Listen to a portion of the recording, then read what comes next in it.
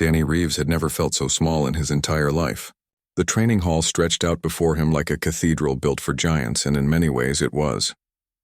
All around him stood cadets from 12 different species, each one seeming more dangerous than the last. The Dravik towered overhead with their 4 muscular arms and scales that could deflect a blade. The Keln were massive insectoid beings with natural armor plating and mandibles strong enough to crush steel. The Aveth had wings that could carry them at speeds his human eyes could barely track. Then there was Danny. Average height for a human, which meant short by galactic standards. Thin build from growing up on a farming colony where food was rationed. Soft skin that bruised if someone looked at it wrong. No claws, no armor, no wings, no venom. Just a human who had somehow qualified for the Galactic Defense Academy on Vorhend IV, the most elite military training institution in known space. The other cadets gave him a wide berth, though not out of respect. They simply did not know what to make of him. Humans were new to the Galactic Coalition. Barely 2 generations since first contact, most species had been spacefaring for thousands of years. Their military traditions stretched back through centuries of refinement. Humanity was still figuring out how to work the advanced weapons without shooting themselves in the foot. Instructor Quen entered the hall, and every cadet immediately stood at attention. The Dravik moved with liquid grace despite his size, all 4 arms clasped behind his back in the formal pose of a warrior scholar. His scales were deep green with age, and scars covered his hide like medals he wore permanently. His eyes swept across the assembled cadets, pausing when they reached Danny. The look said everything. Doubt, curiosity, perhaps a hint of pity. "Today you will learn close combat forms," Quen announced, his voice resonating through the hall. "Pair off by size category. Begin with basic grappling techniques." Danny found himself paired with another human named Kara. She was taller than him, more athletic, with the kind of confidence that came from always being the strongest person in the room back on Earth. Here, she was just as out of her depth as Danny, but she hid it better. "Don't embarrass us," she hissed as they took their positions on the practice mat. "The other species already think humans are weak." "I know," Danny replied quietly. They went through the motions, but Danny could feel eyes on them. The instructors were watching. The other cadets were watching. Everyone wanted to see what the humans could do. When the basic drills finished, Quen called for volunteer demonstrations.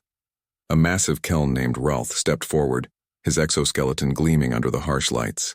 "I will demonstrate proper form," he clicked through his translator. Quen nodded. "Choose a partner." Rolth's eyes swept the room and landed on Danny. "The human." A murmur went through the assembled cadets. Kara grabbed Danny's arm. "You don't have to," she whispered urgently. "He could break you in half." "I know," Danny said again, but he stepped forward anyway.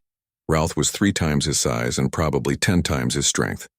The Keln species had evolved on a high-gravity world where only the strong survived childhood. Danny had grown up picking vegetables on a colony where the biggest danger was a late frost. They faced each other on the mat. Quen explained the rules. Full contact grappling, but stop at first submission or tap out. No lethal techniques. Rolth nodded his massive head. Danny just tried to keep breathing. The match started, and Danny knew immediately he could not win. Rolth was too strong, too fast, too experienced. But as the Keln advanced, Danny noticed something. Rolth moved in patterns, predictable ones. The training here was excellent, but it was also rigid. Every species learned their forms and followed them precisely. Danny did not have forms. Humans had barely begun formalizing their combat training for galactic standards. What Danny had was improvisation born from being the smallest kid on a colony farm, where bigger children always wanted to test themselves against someone weaker. He did not try to match Rolth's strength. Instead, he moved where the Keln did not expect, using the larger alien's momentum against him. When Rolth reached with one of his primary arms, Danny slipped under it and swept at what passed for the Keln's ankle. It did nothing to hurt Rolth, but it surprised him. The match ended with Danny pinned to the mat, which everyone had expected. But it had taken Rolth nearly 3 minutes, which no one had expected. Quen helped Danny to his feet, studying him with those ancient reptilian eyes. "Interesting approach, human. Ineffective, but interesting. You do not fight like the others." "I cannot fight like the others, sir," Danny said, catching his breath. "So I fight like me." Something shifted in Quen's expression. though Danny could not read Dravik faces well enough to know what. The instructor dismissed them, and the cadets filed out toward the meal hall. Ralph fell into step beside Danny, which startled him. The massive Keln had not spoken to any human before now. "You move strangely," Ralph clicked. "Not weak, just different, like water finding cracks in stone." "Thank you, I think," Danny replied. "It reminds me of old stories," Ralph continued. "My people have legends about a species that lived long ago. They were small, soft, but they had companions who were neither small nor soft. The legends call them beast friends." Danny glanced up at the towering alien. "What happened to them?" "The stories say they disappeared in fire and war. But the beasts remembered them, waited for them." Ralph's mandibles clicked in what might have been a smile, probably just legends. That night, Danny could not sleep. The barracks were quiet except for the various breathing sounds of a dozen different species. His mind kept returning to what Ralph had said. Beast friends. He pulled up his datapad and started searching through the Academy's archive system. There was surprisingly little information available about the Academy's most famous tradition, the final trial. Every cadet who graduated had to face something called the Warden. The records described it as a test of courage and combat skill, but details were scarce. What he did find made his blood run cold. The Warden was a creature unlike anything else in known space. It had been discovered centuries ago on a dead world, bonded to the Academy's first founder. Its species, the Sentinels, were extinct. This one was possibly the last of its kind. Every cadet faced it before graduation. Every single one. And while no one had ever been killed, many had been injured. The Warden tested each cadet, matching their strength, their speed, their skill. It was described as intelligent, perhaps more intelligent than many sentient species. But here was the strange part that made Danny's skin prickle. The Warden had shown respect to strong warriors over the centuries. It had acknowledged skill and courage, but it had never in 300 years shown submission to anyone. Danny found a grainy image in the archives. The Warden was massive, leonine in build but covered in armored scales, 6 limbs, each ending in claws that looked like they could tear through starship hull plating, eyes that glowed with an eerie amber light. He should have been terrified. Instead, looking at that ancient image, Danny felt something else entirely, something he could not name. Recognition. Outside the barracks window, Vorhan IV's twin moons cast pale light across the frozen training grounds. In a deep chamber beneath the Academy, in a place no cadet had clearance to enter, something massive stirred in its rest. Amber eyes opened in the darkness, far away across light years of space. Archaeologists on a dead world found ruins they did not understand, with symbols in a language that looked hauntingly familiar to anyone who had ever seen written human script. But none of that mattered yet.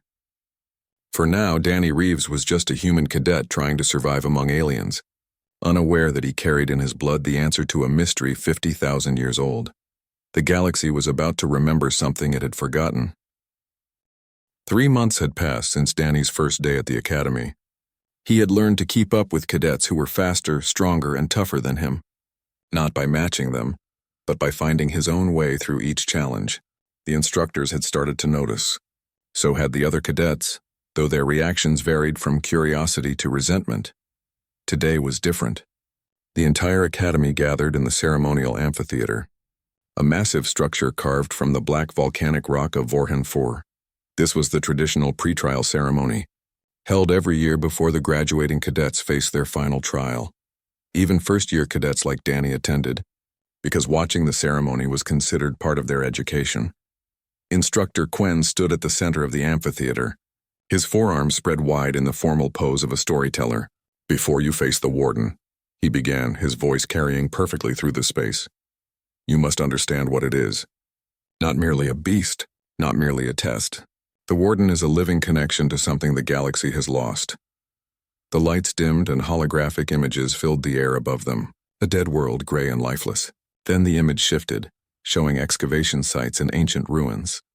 4 centuries ago, the first headmaster of this academy was an explorer before he was a warrior. He found these ruins on a world designated only by numbers.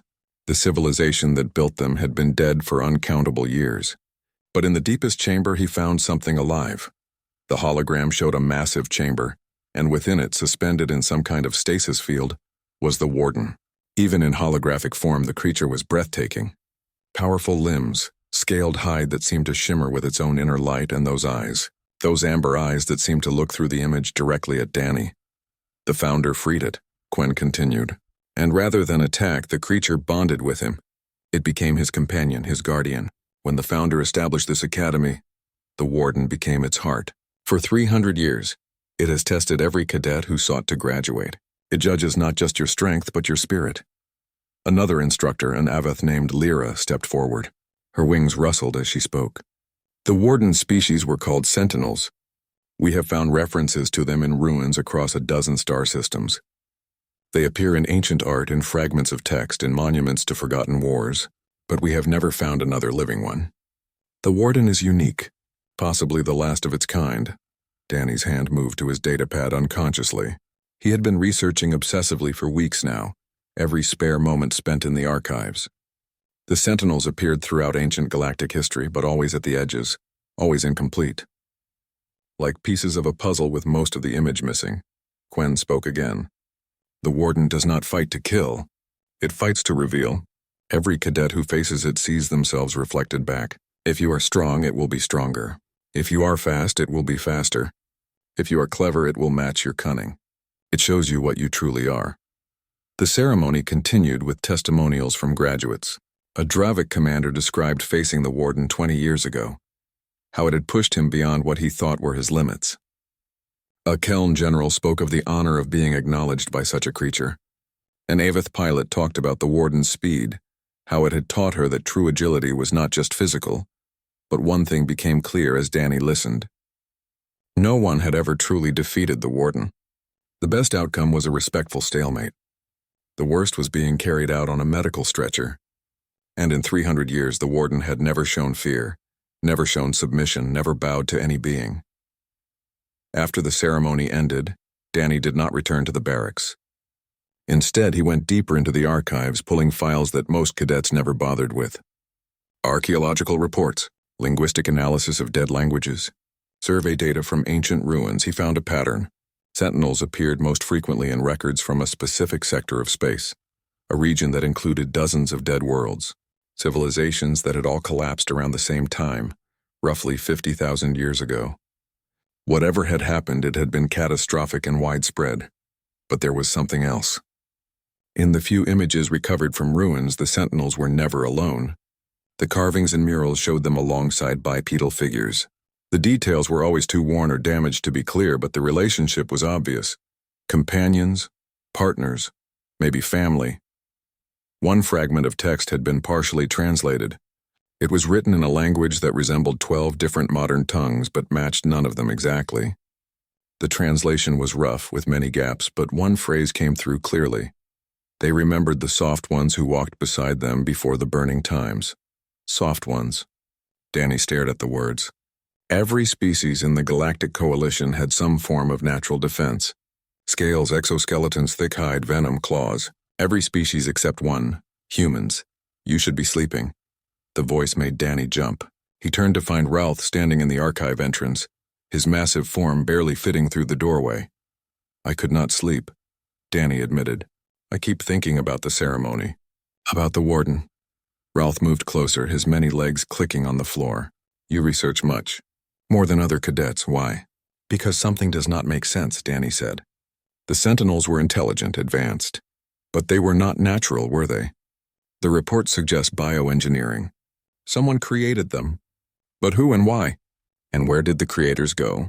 The old stories of my people might have answers, Ralph said slowly. But they are considered myths, not history. Tell me anyway. The Keln settled his bulk onto the floor and Danny sat across from him.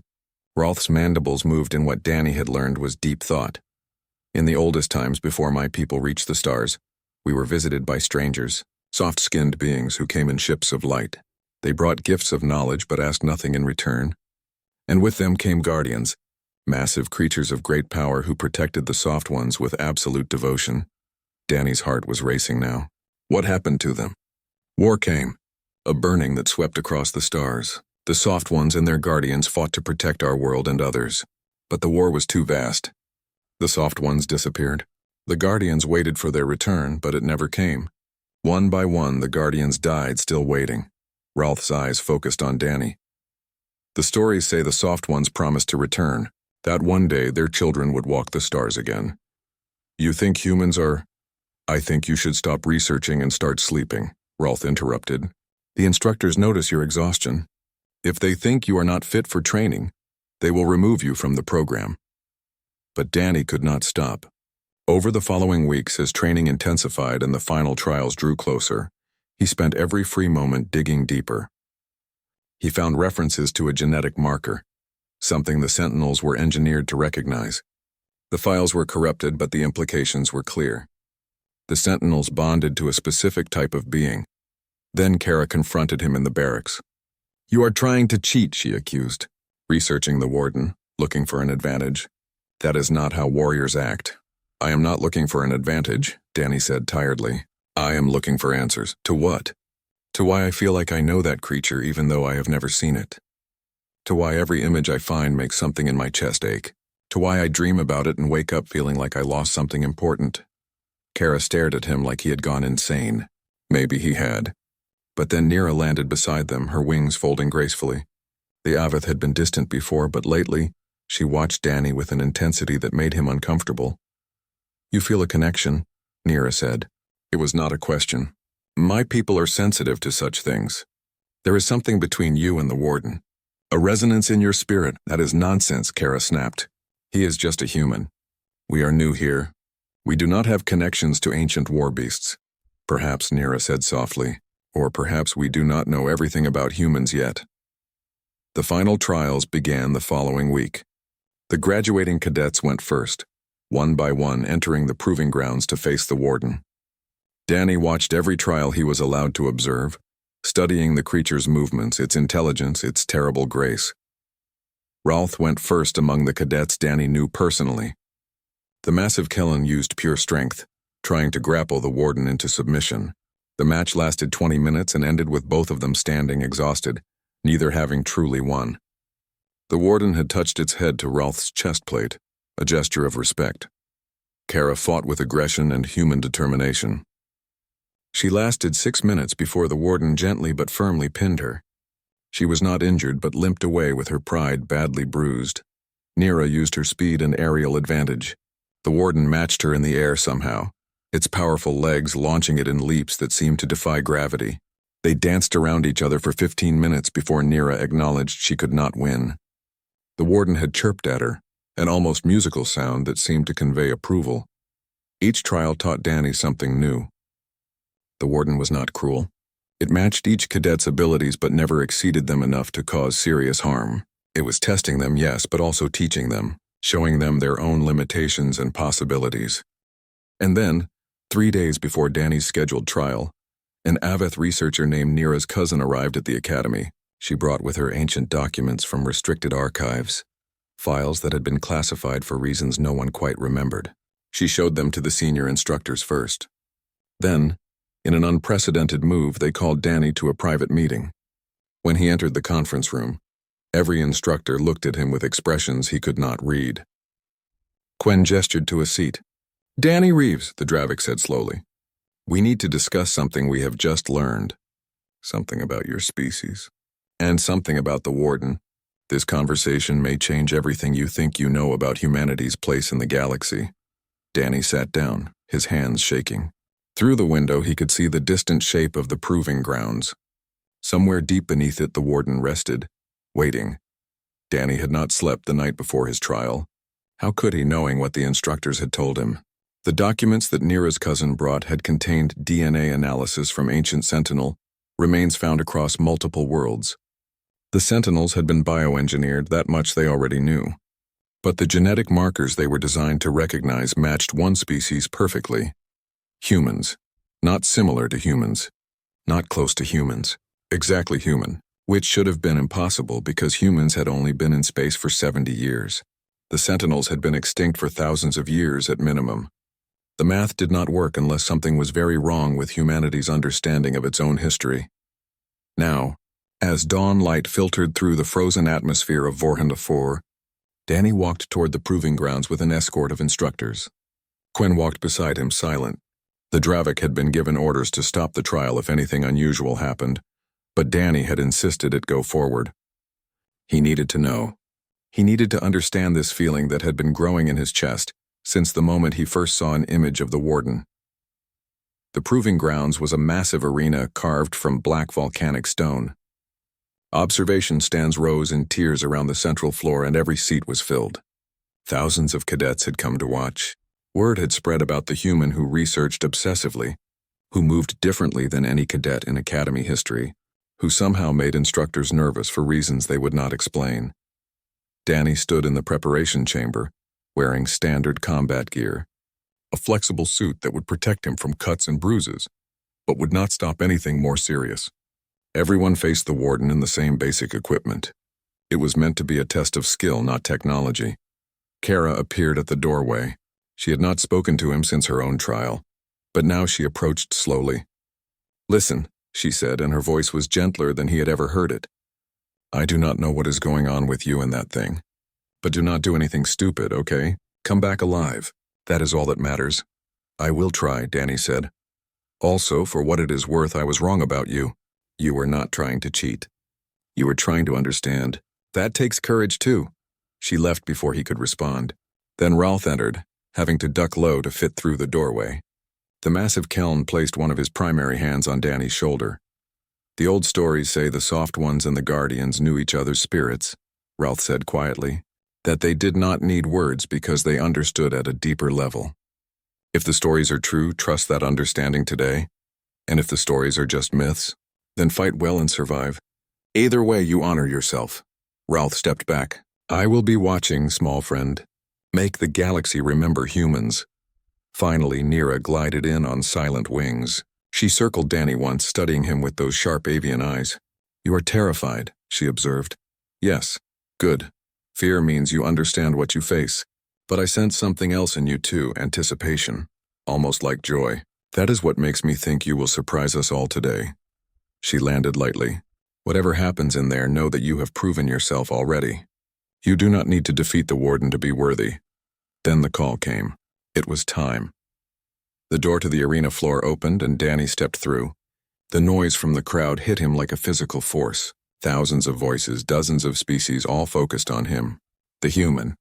The unknown factor. The strange cadet who did not fight like anyone else. The arena floor was bare stone, circular about 100 meters across. On the far side was the deep gate, the entrance from which the warden would emerge. Danny walked to the center and waited. His heart hammered against his ribs. His mouth was dry, a horn sounded. The deep gate began to open. What emerged made every description Danny had read seem inadequate. The warden was massive, easily the size of an earth elephant, but built like a great cat made of living armor. 6 limbs moved with liquid grace, each ending in claws that gleamed like polished metal. Its hide was covered in scales that shimmered between dark blue and black, and those scales looked like they could turn away any weapon.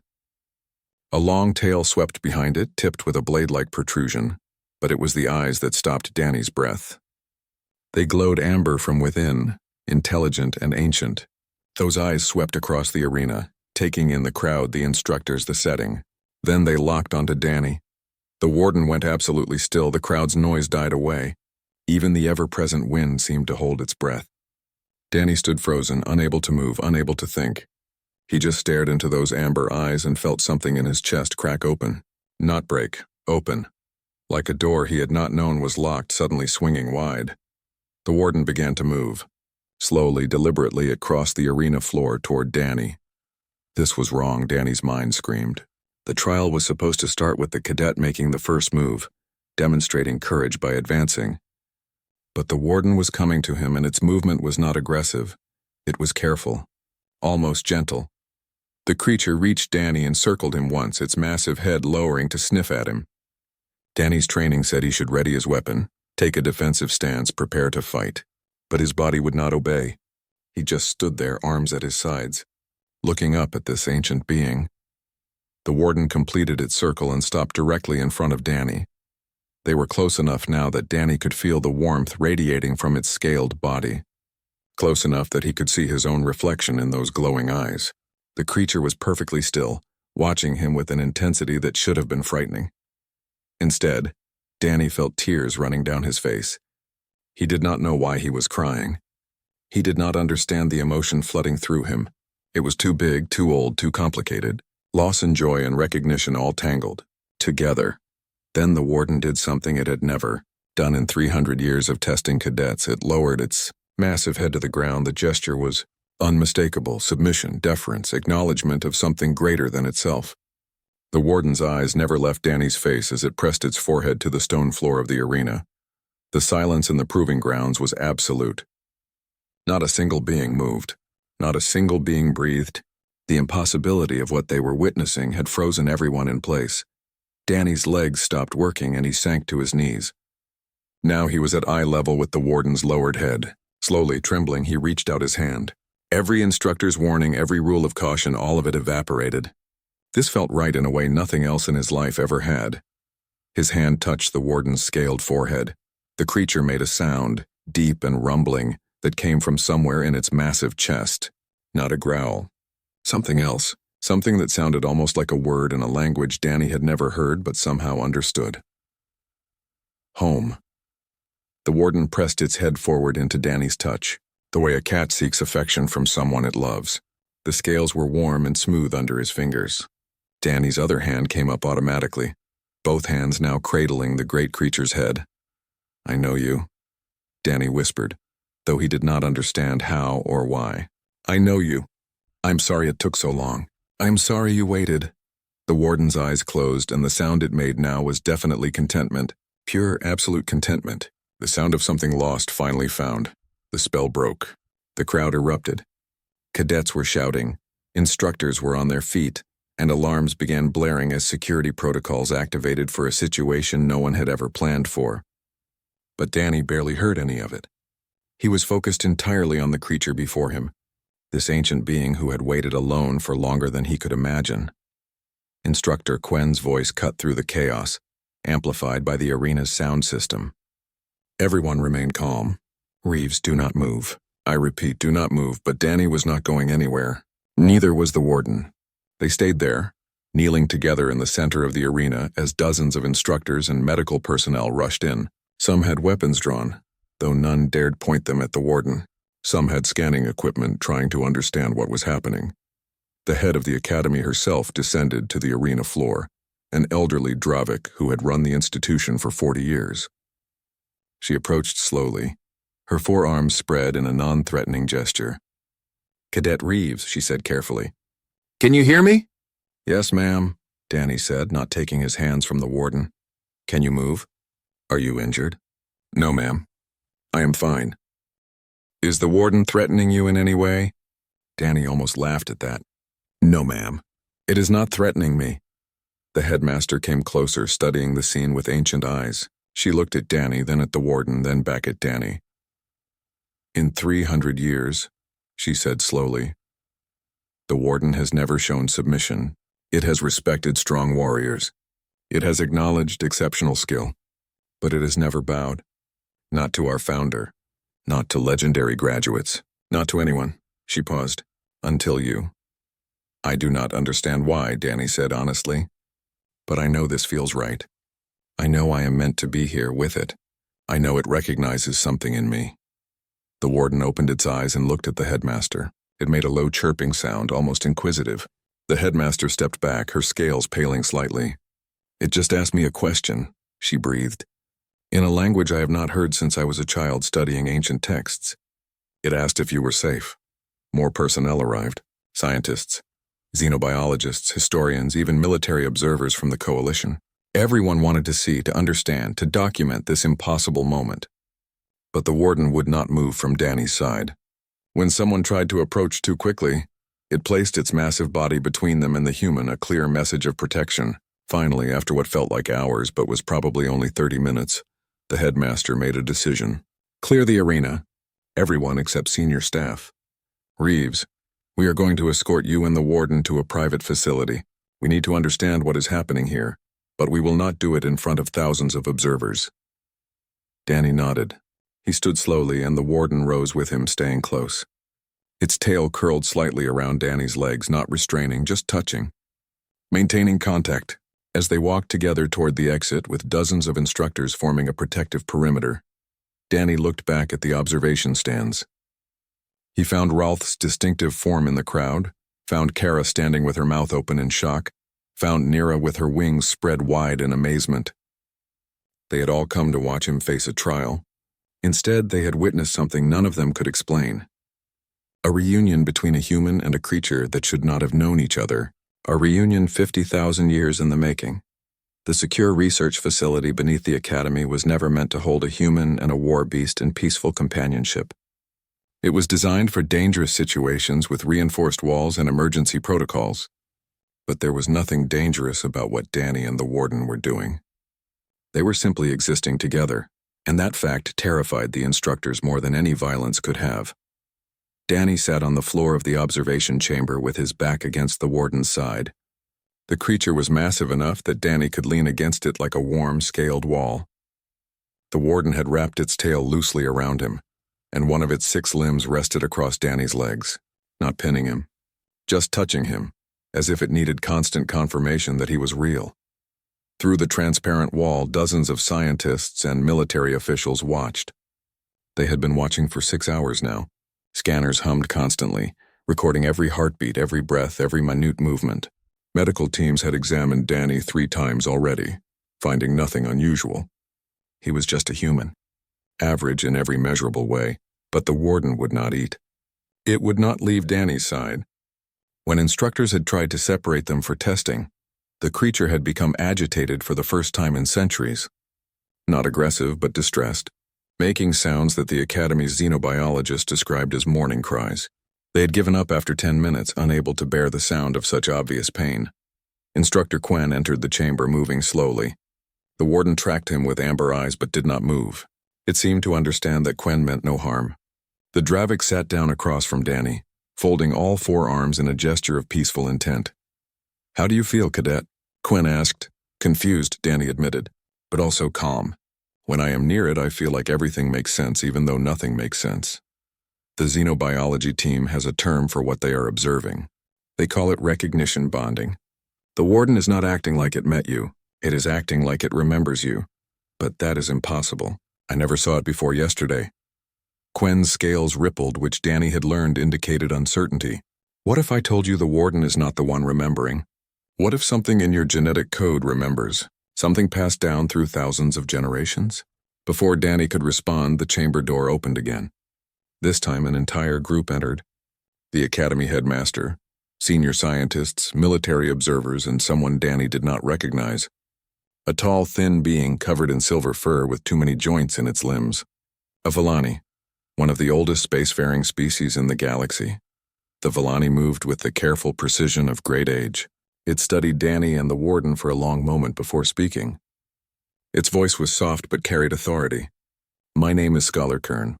I have spent 200 years studying what your people call precursor civilizations, the societies that rose and fell before any current species reached the stars, and I have news that will disturb many beings." Scholar Kern activated a holographic display. Ancient ruins appeared, showing architecture unlike anything in modern galactic design. These sites have been found across 47 different star systems. For decades, we assumed they were built by different civilizations, but recent analysis proves they were all built by the same species. A species that achieved interstellar travel approximately 50,000 years ago. More images appeared. Stone carvings, metal fragments, partial texts in a language that looked hauntingly familiar. We have been trying to translate their writing for a century. We failed because we were looking in the wrong place. Then 3 days ago, a breakthrough occurred. The scholar looked directly at Danny. The language is not alien. It is proto-human, the ancestor of languages spoken on Earth today.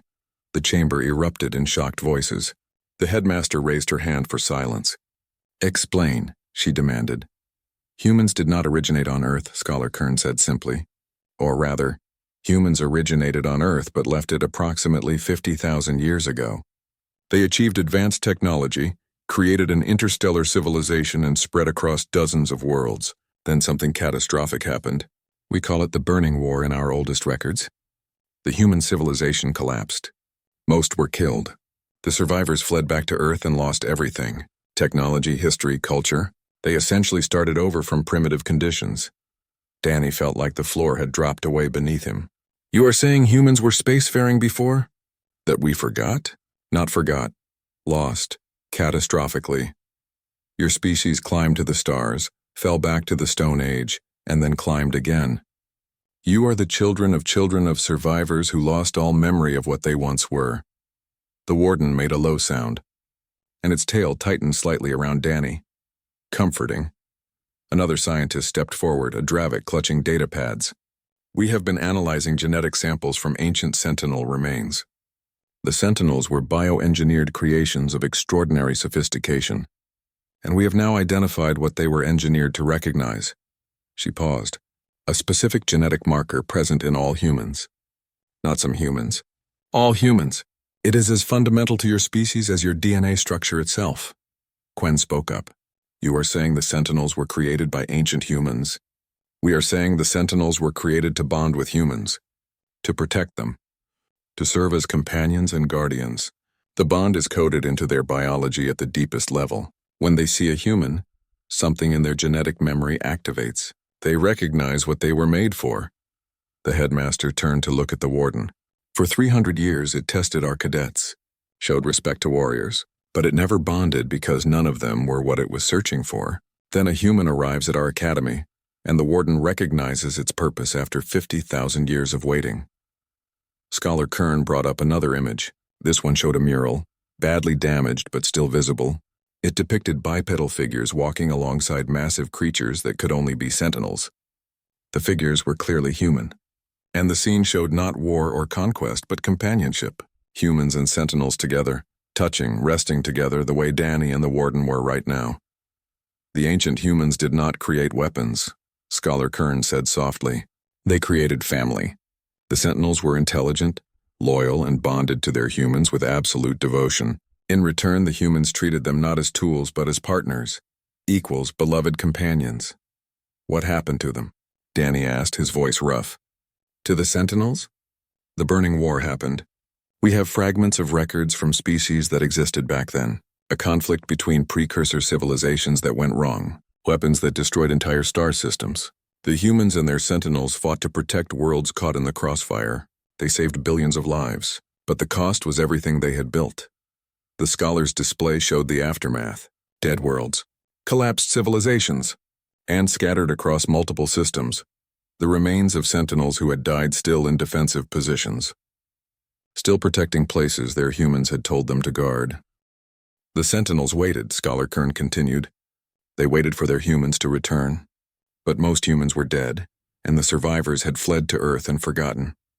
One by one, the sentinels died, alone, still waiting. Still loyal, until only one remained.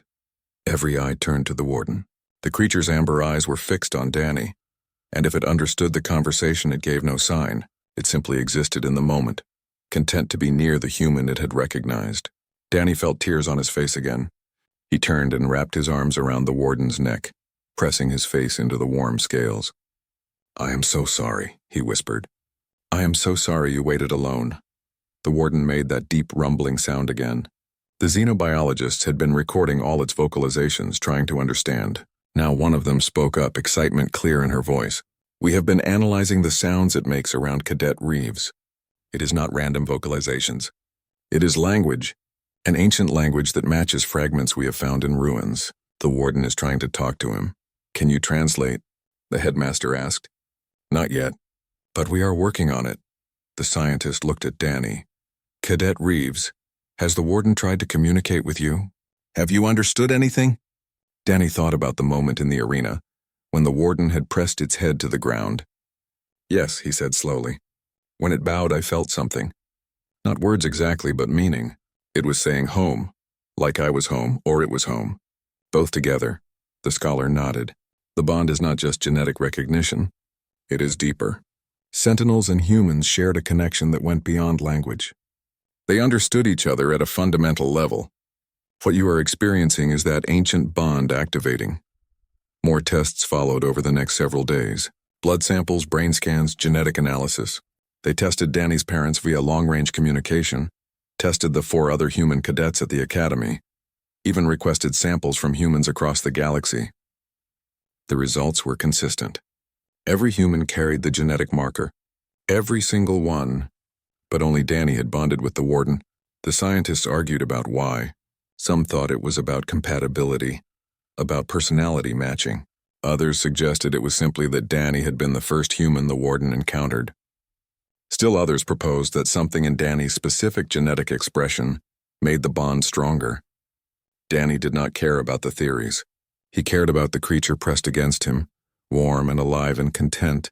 For the first time since arriving at the academy, he did not feel small or out of place or inadequate. He felt like he was exactly where he belonged. Ralph visited on the third day, having to crouch low to fit into the observation chamber. The warden watched the Kellen carefully but did not show aggression. When Ralph settled his bulk near Danny, the warden seemed to relax slightly. The old stories were true, Ralph said simply. The beast friends existed. My people remembered them through 50,000 years of history. Why did your people remember when humans forgot? Danny asked. Because it was not our tragedy. We were the ones your ancestors saved. When the burning war came, human ships appeared above our world. They fought to protect us even though they were losing everything. The Sentinels died defending our cities. How could we forget beings who sacrificed themselves for us?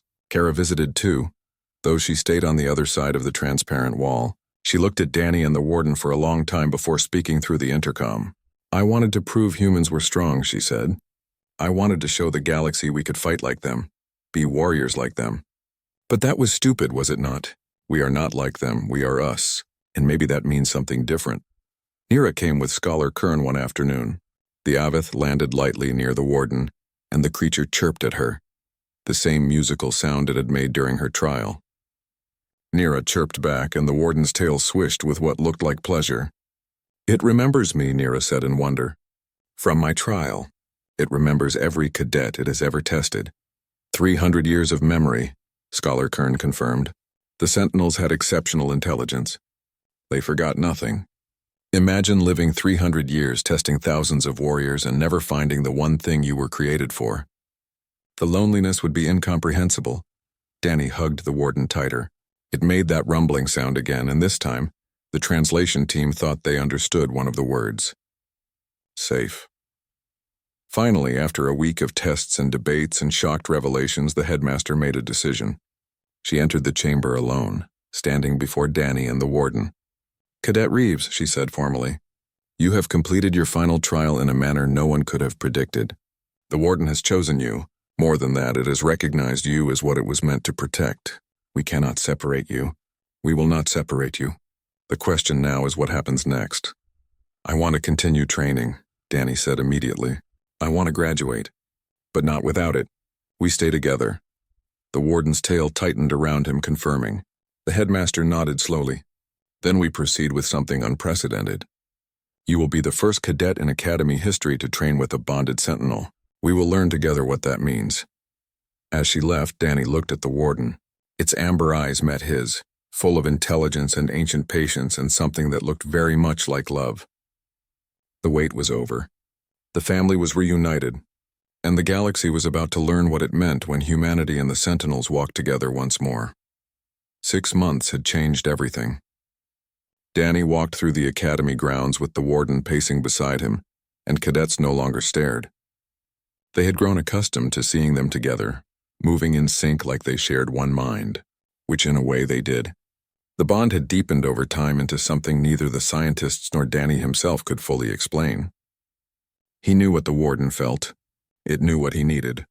Words had become almost unnecessary between them. Training had been adapted to accommodate their partnership. Combat drills now included scenarios where Danny and the warden fought as a unit. Strategy classes explored historical examples of bonded pairs working together.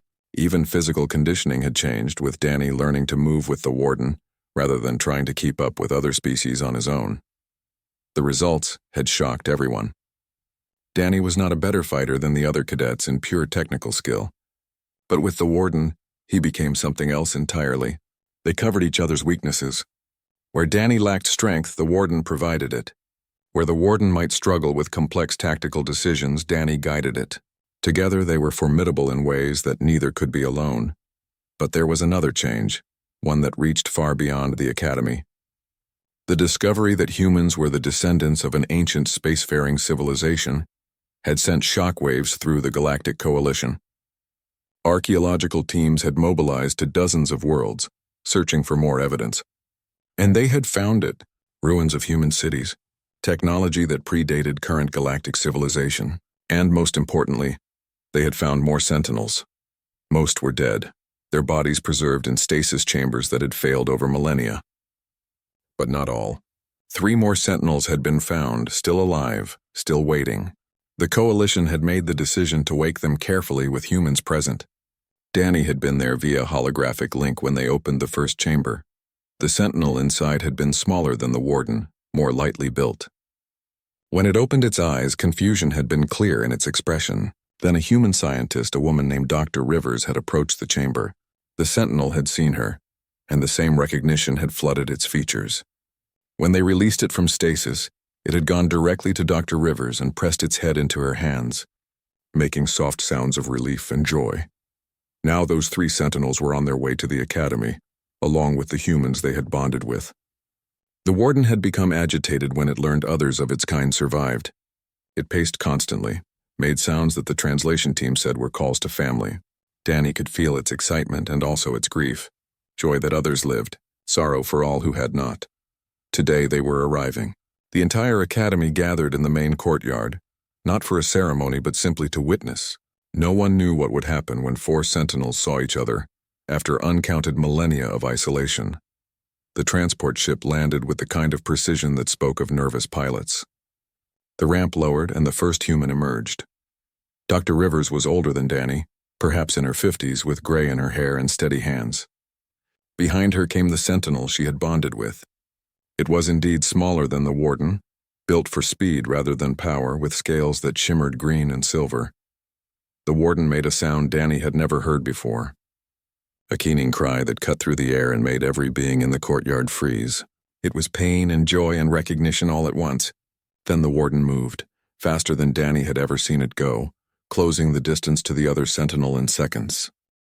They met in the center of the courtyard, and what happened next made Danny's eyes burn with tears he did not try to hide. The 2 sentinels wound around each other, touching foreheads, making sounds that were clearly words in their ancient language. The reunion of creatures who had been alone for thousands of years, who had believed themselves the last of their kind. The other 2 sentinels emerged from the transport with their bonded humans. One was built like the warden, massive and powerful, its scales dark red. Its human was a young man, barely 20, who looked overwhelmed but kept his hand on his sentinel's side. The third was the smallest, built for climbing and agility, covered in pale blue scales. An elderly man walked beside it, moving slowly but with dignity. All 4 sentinels came together, and their reunion was something beyond anything Danny could describe. They touched, they vocalized, they moved in patterns that might have been a dance or a greeting ritual from their lost culture. The humans stood back watching, understanding that this moment belonged to the sentinels first. Scholar Kern stood beside Danny, recording everything. "We are witnessing something that has not occurred in 50,000 years," the Vellani said quietly. The sentinels lived in social groups, family units. They were never meant to be alone. Can you imagine what it must have been like for the warden? 3 centuries of isolation, knowing it was the last. Danny could imagine. He felt echoes of it through the bond. The warden's loneliness had been a constant ache, so persistent it had become normal. Only now, reunited with others, could Danny feel the full weight of what his companion had endured. Finally, the sentinels seemed to remember the humans. The warden returned to Danny, but its manner had changed. It was lighter, moving with an energy he had not seen before. It touched him with its head, then gently pushed him toward the other humans. Dr. Rivers smiled as Danny approached. "I think they want us to meet as they just did," she said. Her accent was British, her voice warm. "I am Helen Rivers, xenobiologist, which feels ironic now given what we have learned about human history." "Danny Reeves," he replied. "Cadet, though I suppose that also feels odd now." The young man was next. "Peter Okonkwo. I was working construction on a colony world when they found me. Still not sure this is real." The elderly man extended his hand with old world formality. "Abraham Wolf, retired teacher. I expected to spend my last years in a garden, not bonded to an ancient war beast. Life is strange. They talked for hours that first day, comparing experiences. Each bonding had been similar. Recognition, overwhelming emotion, a sense of rightness that defied logic. Each human reported feeling their sentinels' emotions, understanding them without words.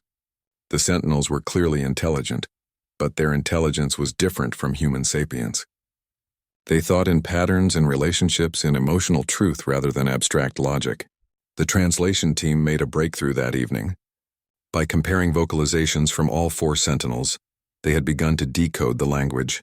It was complex, with layers of meaning conveyed through tone and pitch and rhythm. But some words came through clearly now. When the warden touched Danny and made its rumbling sound, the translation came through the speaker. My purpose, my human, my home. When the sentinels gathered together and vocalized as a group, the meaning was pack, family, together again. Over the following weeks, patterns emerged. The sentinels were reorganizing themselves into a family structure. The warden was the eldest, and the others deferred to it in matters of importance. But they also played together, roughhousing like enormous puppies despite their size and power. They groomed each other's scales. They slept in a pile when their humans were busy with academy duties. And the humans found themselves bonding too. Helen became a mentor to Danny, teaching him things about biology and ancient history that helped him understand his companion. Peter's natural optimism kept spirits high when the weight of galactic attention became too much. Abraham's wisdom provided perspective when they struggled with their new roles. Because roles were being created, the Galactic Coalition had established something new, the Guardian Initiative. Its purpose was to search for more sentinels, to study the human-sentinel bond, and to understand what this relationship meant for humanity's place in the galaxy. Political discussions had grown heated. Some species saw humans as inheritors of advanced ancient technology and wanted to elevate their status in the coalition. Others feared what humans might become if they rediscovered their ancestors' knowledge. Still others simply wanted to study the sentinels, to understand their biology and perhaps replicate it. But the humans and sentinels remained at the academy, training, learning, growing into their partnership. Danny graduated with full honors, and the ceremony was attended by representatives from 40 different worlds. He stood with the warden beside him, and when he received his graduation marks, the warden lifted its head and roared. Not in aggression, but in pride. Every being there understood the message. This human was not alone. He had family, and that family was powerful. After graduation, Danny faced a choice. He could join a combat fleet, could become an officer commanding troops in coalition conflicts. But that felt wrong. The warden was not a weapon, and Danny did not want to treat it as one. Instead, he accepted a position with an archaeological expedition. Teams had located what they believed was the original homeworld of the ancient human civilization. Not Earth, but the first world humans had colonized after leaving Earth 50,000 years ago. The ruins there were vast, untouched, and possibly still held functioning technology. The night before departure, Danny sat with the warden on a hill overlooking the academy. The creature's bulk was warm against his side, and twin moons cast silver light across the frozen landscape. Danny could feel contentment through the bond, but also anticipation. The warden knew they were beginning something new. Do you remember them? Danny asked quietly. The humans who created your kind? The ones who were there in the beginning? The warden made a sound, and though the translator was not with them, Danny understood. Genetic memory, fragments passed down through whatever served as sentinel DNA. Images of humans who walked taller, spoke languages lost to time, built cities of light and purpose, and most of all, love. The ancient humans had loved their sentinels deeply. We will find out what happened, Danny promised. We will learn why they fell, what they lost. And maybe, if we are lucky, we will find a way to honor what they built. The warden pressed its head against his shoulder. Danny wrapped his arms around the massive creature, feeling its heartbeat through the scales. They sat like that until dawn, human and sentinel looking toward a future none of them could predict. When the transport came to take them to the expedition site, all 4 sentinels and their humans boarded together. Helen settled into a seat across from Danny, her own sentinel curling at her feet. Peter was already asleep, his head on his sentinel's flank. Abraham sat reading, one hand absently stroking his companion's scales. Nervous? Helen asked Danny. Terrified, he admitted. What if we find things we are not ready for? Technology we cannot understand? Answers that raise worse questions? Then we face it together, Helen said simply. That is what they did 50,000 years ago. Humans and Sentinels walking into the unknown together. We are just continuing what they started. The warden lifted its head and looked at Danny with those ancient amber eyes. Through the bond came a feeling of absolute certainty. Whatever they found, whatever challenges came, they would face it as family. And family, Danny realized, was what the ancient humans had gotten right. They had not created servants or weapons. They had created companions who chose to stay, who waited 50,000 years for reunion. The transport lifted off from Vorhen 4, carrying 8 beings toward a dead world that held secrets of a civilization lost to time. In the cargo hold, scanning equipment hummed. In the passenger section, humans and Sentinels rested together, 4 partnerships that represented something the galaxy had forgotten. The power of bonds that transcended time, species, and even death itself. As they entered hyperspace, Danny felt the warden's contentment through their link. The long wait was truly over. The Sentinels had found their purpose again, and humanity had discovered it was not climbing toward the stars for the first time, but returning to them with family by their side. Whatever came next, they would face it together. Just as their ancestors had, just as the Sentinels had been created to do. The watch had ended. The Guardian had found its home, and the galaxy was about to remember what humanity truly meant. The dead world hung in space like a monument to forgotten glory. From orbit, Danny could see the remains of cities sprawling across continents, their geometric patterns still visible despite 50 millennia of decay. No atmosphere remained to weather the structures, which meant they stood exactly as they had been left when the burning war consumed everything the ancient humans had built. The expedition had been on the surface for 3 weeks now, carefully excavating and documenting. Every day brought new discoveries, art that showed humans and Sentinels living together in harmony, technology that still functioned after thousands of years, and everywhere signs of sudden catastrophe, buildings abandoned mid-use, personal belongings left behind, entire cities frozen in the moment their inhabitants fled or died. Danny walked through one of these cities with the warden at his side. The streets were wide, designed for both human and Sentinel traffic. He could see grooves in the stone where Sentinel claws had worn paths over years of use, could see benches built at different heights for different species. Everything spoke of a civilization that had integrated human and Sentinel lives completely. Helen's voice crackled over his comm. Danny, you need to see this. We have found something in the Central District. Bring your partner. They found the expedition team gathered around a massive building that had been partially uncovered. It was larger than anything they had found so far, built in a style that suggested importance, a temple perhaps, or a seat of government. The entrance was tall enough for a Sentinel to walk through upright.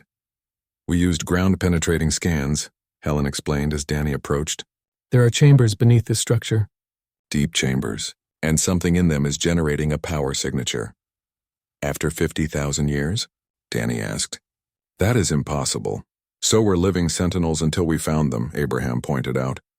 The old teacher had proven invaluable at the dig site, his patience and attention to detail uncovering connections others missed. Shall we venture inside? The 4 humans and their Sentinels entered together. The interior was dark, but their lights revealed walls covered in carvings. Not writing exactly, but pictographic records. The story of humanity's rise to the stars, told in images that needed no translation. Here, ancient humans discovering agriculture. Here, building their first cities. Here, looking up at the stars with wonder, then leaving Earth, spreading to new worlds, growing in knowledge and capability. And here, the creation of the Sentinels. The images showed the process with unexpected clarity. Not grown in vats, but born from bioengineered eggs, raised by humans who treated them as children, bonding with specific individuals as they matured. The warden stopped before one particular carving and made a sound of recognition. Danny looked at what had caught its attention. The image showed a young human, barely more than a child, with their arms around a Sentinel who was also young. Below them, symbols that the translation team had identified as meaning family and love and forever. They were not made to serve, Danny said quietly. They were made to be loved. Further in, they found stairs leading down. The power signature grew stronger as they descended. 3 levels down, they found a chamber that hummed with energy. Along the wall stood massive cylindrical structures, each one sealed and marked with warnings in the ancient human language. Peter approached one and brushed dust from its surface. Stasis chambers, like the ones they found us in. But there are dozens here, maybe 100. They spread out, checking each chamber. Most were dark, their contents lost to equipment failure over the millennia, but 3 glowed with soft blue light. Active, still functioning after all this time. Abraham examined the control panel beside one. These are different from the ones that held our companions. Look at the size. These chambers are built for beings much larger than the Sentinels we know. Danny felt the warden tense beside him. Through the bond came a surge of emotion so powerful it nearly drove him to his knees. Hope and fear and desperate longing all at once. The warden moved to the nearest active chamber and pressed its head against the glass, making sounds Danny had never heard before. "It knows what is in there," Danny said. "It knows them." Helen was already working on the chamber controls. These systems are old but remarkably preserved. I believe I can initiate a safe wake sequence, but we should discuss this first. We do not know what is inside. We do not know if it will be friendly. They are family, Danny said, feeling the warden's certainty through their bond. They have been waiting just like the others waited. We have to wake them. The decision was made to wake one chamber first, carefully, with full medical support standing by. Helen worked the controls with the precision of someone who understood she was handling something irreplaceable. The chamber began its wake sequence with sounds that might have been alarms or simply old machinery coming to life. Inside the transparent surface, movement. A massive shape stirring, then eyes opening, glowing the same amber as the warden's. The being inside was a sentinel, but not like the ones they had found before. This one was enormous, nearly twice the size of the warden, built for pure power. Its scales were a deep gold color, and scars covered its hide. When the chamber opened and the sentinel emerged, everyone stepped back instinctively. Everyone except the warden. It moved forward and the 2 sentinels touched foreheads. The sounds they made were beyond anything the translation equipment could process. Too complex, too layered with meaning, but Danny felt it through the bond. This was the warden's parent, or perhaps sibling, family in the deepest sense. They had been separated by the Burning War, by chance and catastrophe. The warden had been on one world, this golden sentinel on another. For 50,000 years they had been apart. The reunion lasted for hours. The golden sentinel was disoriented, struggling to understand how much time had passed. But when it saw Danny, recognition flickered in its eyes. It approached slowly, sniffing at him the way the warden had during their first meeting. Then it made a sound that the translator caught. Human child, small one, soft friend. Over the next 3 days they woke the other 2 chambers. Each held a sentinel unlike any they had seen before. One was built for flight with massive wing structures that folded along its back. The other was adapted for aquatic environments, with fins and a streamlined body. Both showed the same recognition when they saw the humans, the same desperate joy at being reunited with family. But there was also grief. The newly awakened sentinels asked questions in their ancient language, questions the translation team struggled to interpret. They were asking about others, about specific names, about their bonded humans, and each time the answer was negative, Danny felt their pain through the warden's bond. So many lost, so many gone. That night all 7 sentinels gathered in the central chamber, the 4 who had been awake for months and the 3 newly awakened. They vocalized together, and the sound was something between a song and a mourning cry. The humans stood apart, giving them space for their grief. "How many do you think there were?" Peter asked quietly. "Before the war? Based on the ruins we have found?" Helen said. "Thousands, maybe tens of thousands. Every human settlement had sentinels. Every family. They were not rare or special. They were normal, expected, part of daily life. And now there are 7, Abraham said. 7 survivors of a species that once numbered in the thousands. The weight of that loss is incomprehensible." Danny approached the warden carefully. The creature was pressed against the golden sentinel, making soft sounds. When Danny touched its side, the warden turned to look at him. In those amber eyes, Danny saw something that made his chest ache. "You want to find more," he said.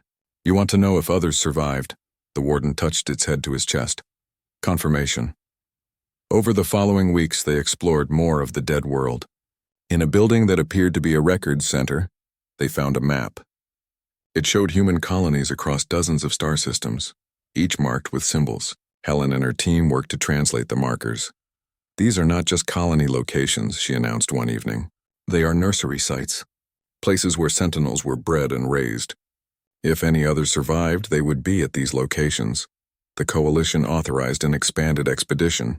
Ships were dispatched to every marked site. Most found ruins and remains, dead chambers and ancient bones. But some found what they were searching for. 3 more sentinels were recovered from a water world, adapted for life in the deep oceans.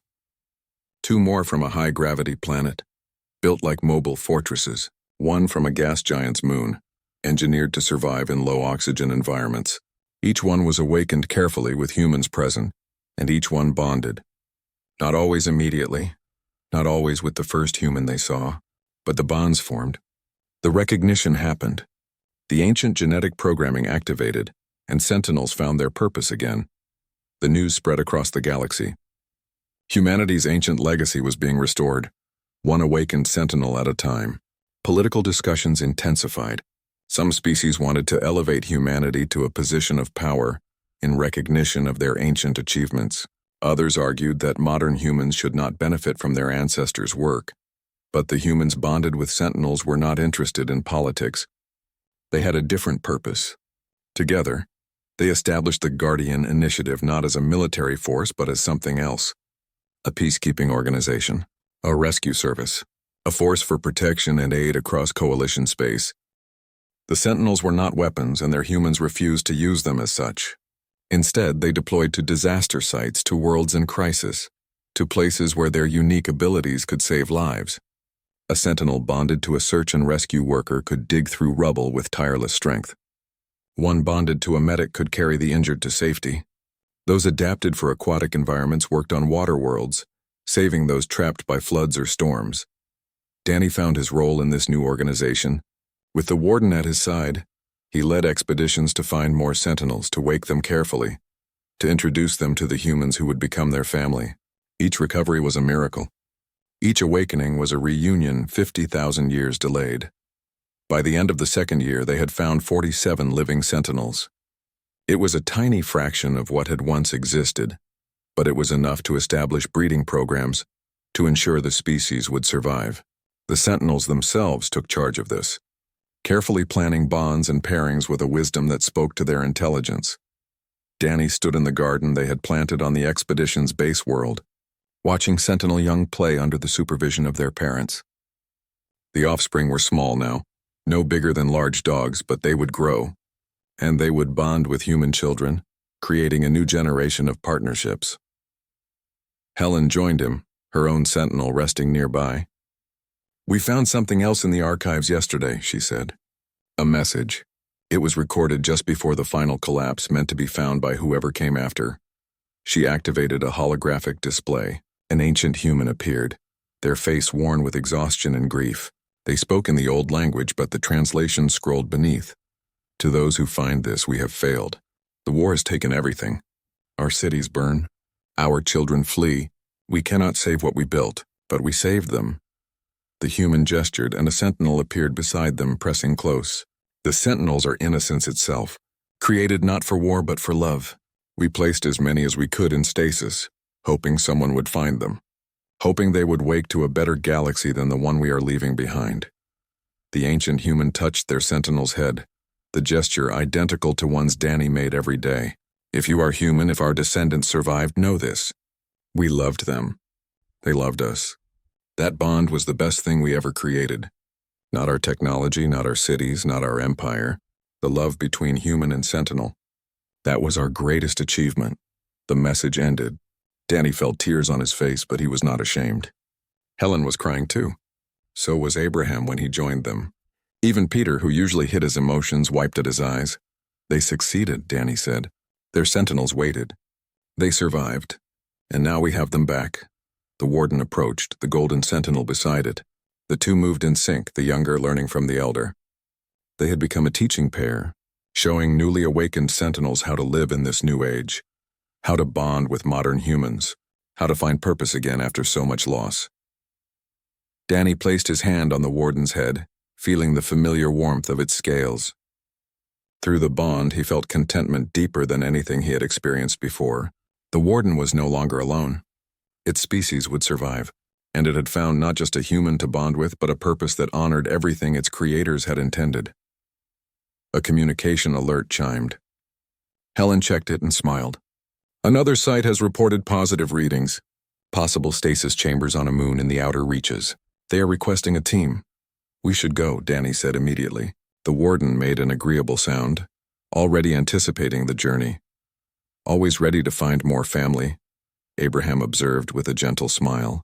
His own sentinel, the small blue one, chirped in agreement. They prepared for departure over the next day. The base had become something remarkable in just 2 years. Human families lived here now, some with bonded sentinels, others hoping to bond with newly awakened ones. Children played with sentinel young, forming friendships that would last lifetimes. Scientists worked alongside ancient creatures to understand biology that bridged the gap between species. On the morning they were scheduled to leave, Danny walked through the memorial garden. They had built it to honor the sentinels who had not survived, whose chambers had failed, whose loyalty had ended in lonely death. Thousands of names carved in stone recovered from ancient records, each one a life lived waiting for a reunion that never came. The warden stopped before one particular name, pressing its head to the marker. The translation team had identified this one as the name of another sentinel who had been stationed at the academy where the warden waited. A companion who had died 3,000 years ago, whose chamber had been beside the warden's but whose systems had failed while the wardens endured. "I am sorry," Danny whispered, knowing the warden understood. "I am sorry for all of them." The warden made a sound, and this time Danny knew the meaning without translation. The grief was real, would always be real, but so was the joy of those who survived. The dead would be honored by the living continuing their purpose, by sentinels and humans walking together again, creating the bonds their ancestors had cherished. The transport lifted off with Danny, Helen, Abraham, and Peter aboard, along with their 4 sentinels. The newly awakened golden-winged and aquatic sentinels remained at the base, still adjusting to this strange new galaxy. But they would have their own mission soon enough, their own humans to bond with, their own purposes to fulfill. As they traveled through hyperspace toward the new site, Danny reflected on how much had changed. 2 years ago, he had been an uncertain cadet at an alien academy, feeling small and inadequate. Now he was part of something that reached across 50,000 years of history. He had family in the form of a massive war beast who would die to protect him. He had purpose in reuniting an ancient partnership that had been torn apart by catastrophe. The galaxy had changed too. Humans were no longer seen as newcomers or curiosities. They were recognized as the inheritors of an ancient legacy, yes, but more importantly, as the partners of the sentinels. Other species watched with interest as the bonds reformed, as the Guardian Initiative grew, as humans and sentinels proved what cooperation across species lines could achieve. The transport dropped out of hyperspace near a small moon, orbiting a gas giant. Scans confirmed what the survey team had reported. Deep beneath the surface, power signatures indicated active stasis chambers, at least 6 of them. They landed near the excavation site where local teams had been carefully uncovering an entrance to an underground facility. This one was different from others they had found. It was deep, protected by layers of rock and ancient security systems that still functioned. The original builders had hidden this place deliberately, protecting it from whatever had destroyed their civilization. As they descended into the facility with their sentinels, Danny felt the warden's anticipation growing. This place was significant somehow. The ancient structure spoke of importance, of secrets kept safe through ages of darkness.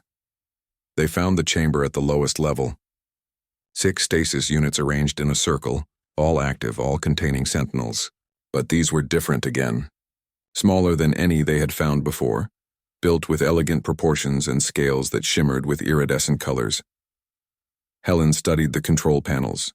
According to the records here, these are specialized sentinels.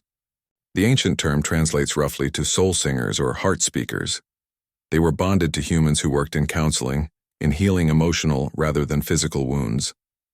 Therapy, we would call it now. Sentinels for mental health workers, Peter said. That is beautiful. They began the wake sequence for the first chamber. When it opened, the sentinel inside uncurled with movements like a dancer. Its scales shifted through colors as it oriented itself, perhaps reflecting its emotional state. When it saw the humans, those scales settled into warm golds and soft blues. This sentinel did not approach aggressively or cautiously. It simply walked to Helen and sat before her, looking up with eyes full of ancient wisdom. When Helen reached out, the sentinel began to hum. The sound was musical, resonating in a way that made every human present feel suddenly calm, centered, at peace. "Oh," Helen breathed. "I understand. They do not just bond emotionally. They help regulate human emotions. They were companions to those who carried others' burdens, who healed others' pain. They kept their humans balanced. They woke the other 5 carefully, each bonded within hours, not to the expedition team but to support staff they contacted from the base. A human counselor arrived and bonded with one immediately. A teacher who worked with traumatized children bonded with another. Each human found their match and each sentinel found their purpose restored. The discoveries continued over the following months. They found sentinels adapted for every human need imaginable, companions for artists bonded to help channel creativity, partners for engineers with an intuitive understanding of spatial relationships, guardians for children, gentle and patient and absolutely protective. Each new awakening expanded understanding of what the ancient humans had achieved. They had not just created powerful warriors. They had created companions perfectly suited to every aspect of human life. The sentinels were not tools but family members, each one designed to complement and enhance their human partner's natural abilities. 3 years after Danny first faced the warden in the proving grounds, the Guardian Initiative held its first formal assembly. Over 200 sentinels and their bonded humans gathered on the base world. Some had been awake for years, others for mere weeks. All were finding their place in this new galaxy. Danny stood before them, the warden at his side as always. He had been asked to speak, to represent the initiative to the assembled crowd and the galactic observers watching remotely. 3 years ago, I was a cadet who felt inadequate in every way, he began. I was not as strong as other species. Not as fast, not as naturally equipped for the challenges I faced. Then I met the warden and everything changed, not because it made me stronger, but because it made me complete. The warden pressed its head against his side and Danny placed his hand on it instinctively. Our ancestors understood something the modern galaxy had forgotten. True strength is not individual. It is collective. It is found in bonds between beings who choose to stand together. They created the sentinels not as servants or weapons, but as family. And in doing so, they created something that survived the fall of civilizations, the death of worlds, and 50,000 years of waiting. He looked around at the assembled pairs, human and sentinel, young and old, experienced and new, each partnership unique, each bond as strong as the ancient ones. We are not trying to rebuild what was lost, we cannot. Too much time has passed, too much has changed. Instead, we are building something new on the foundation our ancestors left us. We are showing the galaxy what partnership truly means, what love across species can achieve, what loyalty and devotion look like when they transcend time itself. The sentinels vocalized together, a sound that had not been heard in 50 millennia, the song of a species reunited with its purpose, with its family, with the beings they were created to love and protect. The burning war took everything from our ancestors, Danny continued, but it could not take the bonds they forged. Those bonds waited in stasis, patient and loyal, until we found them again. Now we honor our ancestors not by mourning what was lost, but by celebrating what survived, by walking forward together, human and sentinel, into whatever future we create. He paused, feeling the weight of history and hope balanced together. The ancient humans promised their sentinels that someone would return, that their children would walk the stars again. We kept that promise even though we did not know we were making it. And now together we keep a new promise, that these bonds will never be broken again, that we will remember what was forgotten, that we will be worthy of the love that waited 50,000 years for us. The assembly erupted in sound, human voices and sentinel songs blending together in affirmation. The warden lifted its head and roared, and every sentinel joined the call. The sound echoed across the base, across the planet, and in the hearts of every being who heard it. Later that evening, Danny sat with the warden under an alien sky, watching stars that ancient humans had once traveled between. The creature was content, radiating peace through their bond. Around them, Other human sentinel pairs rested together, creating a community that bridged time and species and the vast darkness between stars. Rolf had sent a message earlier, congratulating Danny on the speech. The massive Keln had become an ambassador for the Guardian Initiative, sharing the story with his people and others. The old legends were being vindicated, and those who had kept the stories alive felt honored to see them proven true. Kara had found her own path. She led recovery teams that searched for more sentinels, her determination and courage making her perfect for the dangerous work. She had not bonded herself, preferring to help others find their partners. Nira documented everything, creating a comprehensive history of the rediscovered bonds. Her work ensured that this time the story would not be lost. Future generations would know what their ancestors achieved and what had been restored. Even Instructor Quen had admitted his misjudgment. The old Dravik visited the base regularly, studying the human sentinel partnerships with academic interest that had grown into genuine respect. He had written papers on combat tactics using bonded pairs, revolutionizing coalition military thinking. The galaxy was learning, slowly, sometimes reluctantly, but learning. Humans were not weak or inadequate. They were different, suited to partnership rather than solo dominance. And in that difference lay a strength that transcended individual capability. Danny looked at the Warden, this ancient being who had waited 3 centuries for someone like him. "Are you happy?" he asked quietly. The Warden's eyes glowed amber in the darkness. Through the bond came a feeling so powerful and clear that it needed no translation. Complete contentment, perfect fulfillment, the joy of purpose restored and family reunited. Yes, the Warden conveyed.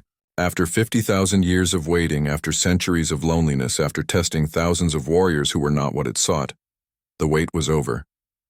It had found its human, its purpose, its home. And in finding that home, it had helped an entire species remember what their ancestors had known. That the greatest achievements are not technological or military. They are the bonds we forge with those who choose to stand beside us. The love we share with those different from ourselves. The loyalty that transcends time, death, and the fall of empires. The Warden had taught the galaxy this lesson simply by waiting. By refusing to give up hope even when all seemed lost. By remembering what others had forgotten. Danny leaned against his companion, feeling its heartbeat through the warm scales. Around them, sentinels and humans rested together under alien stars, creating a future built on the foundation of an ancient love. The long watch had ended. The Guardians had found their purpose. And humanity had discovered that coming home sometimes means finding family you never knew you had lost. In the darkness above, ships carrying expedition teams traveled to new sites, searching for more sentinels still waiting in their patient sleep. Each one would wake to a human ready to bond, ready to love, ready to honor the purpose for which they were created. The galaxy had changed. It would never be the same, because 50,000 years ago, a civilization had loved so deeply that they created companions designed to last beyond the end of worlds. And that love, encoded in genetics and preserved in stasis, had survived to teach a new age what true partnership meant. Danny closed his eyes, feeling the Warden's contentment merge with his own. Tomorrow they would search for more survivors. Tomorrow they would continue building this new future. But tonight, they simply existed together, human and sentinel, exactly as their ancestors had done on worlds that no longer existed. The bond was complete. The circle was closed. And the promise made 50,000 years ago was finally, completely fulfilled.